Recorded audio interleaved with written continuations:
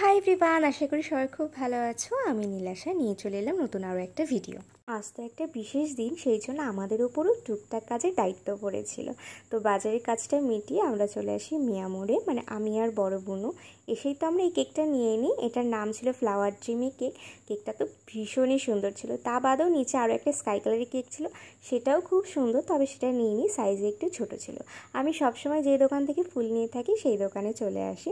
এখান থেকেও কয়েকটা ফুলের জিনিস নেওয়ার ছিল, সেটা নিয়ে আমরা বাড়ি চলে আসি। এসে করে নিলাম লাঞ্চ। লাঞ্চে ছিল ভাত, মাছের মাথা দিয়ে মুগ ডাল, বেগুন ভাজা, দই, ইলিশ।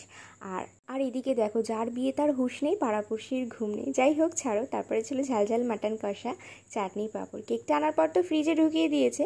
কেকের প্যাকেটটা নিয়ে এরা কী শুরু করেছে। আর বড় বোনও এদিকে চেষ্টা করছে দাদুর কীভাবে ঘুম ভাঙানো যায়।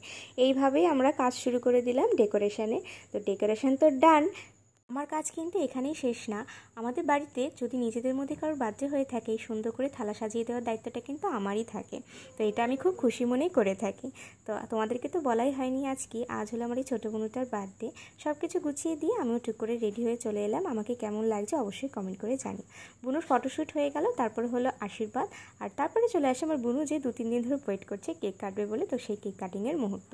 তারপরে যে আমিও এত খুশি হয়ে যাব ভাবিনি। কপাল করলেই কিন্তু এত ভালো দুটো বোন পাওয়া যায়।